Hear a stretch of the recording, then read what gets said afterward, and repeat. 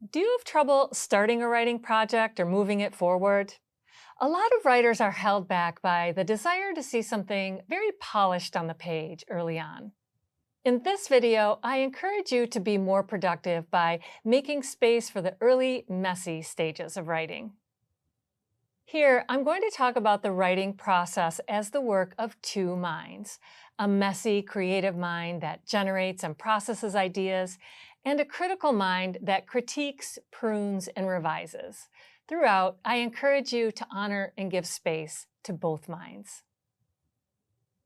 I'm starting with a quote from a student's evaluation of a writing class. The class focused on the writing process, a process that starts with generating ideas and allowing them to fully develop before moving to the editing stage. The quote says, "I've learned the value of not expecting a 12-year-old child to come out when you're giving birth to a baby, that any writing needs to change and grow and eventually reach its potential." What really comes across to me in this quote is the need to allow yourself time and space to sort your ideas and even flounder a bit as they take shape. That it takes time to fully explore and develop your ideas. Writing draws on two skills that are so different they can easily conflict with one another. Creating ideas and words, and then criticizing them. It can be helpful to separate these minds so they don't interfere with one another.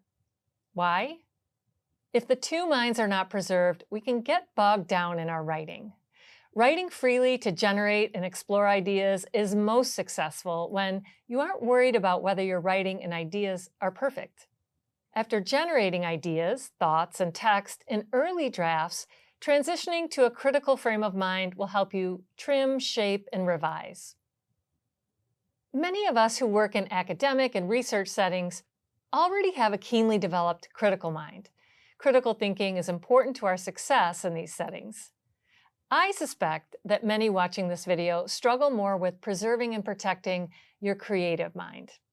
Allowing your critical mind to take over in the creative phase can inhibit your writing. A premature critical focus can cause us to immediately see faults in our ideas before they're fully explored or developed. In the earlier phase of writing, be clear with yourself and embrace that your words and ideas will be messy and unformed in this phase. All writers think through the process of writing. So give yourself permission to think on the page and keep your critical mind quiet.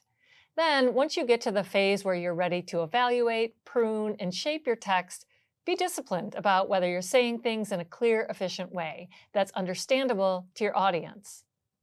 This later phase is an excellent time to ask for feedback from a colleague. But be clear about the type of feedback that would be helpful at your stage of development. For example, you only may want big picture feedback on your arguments, organization, and flow of ideas. Or maybe you want more detailed feedback. To wrap up, I'll end with another quote from Peter Elbow. In 1973, he said, "Meaning isn't what you start out with, it's what you end up with."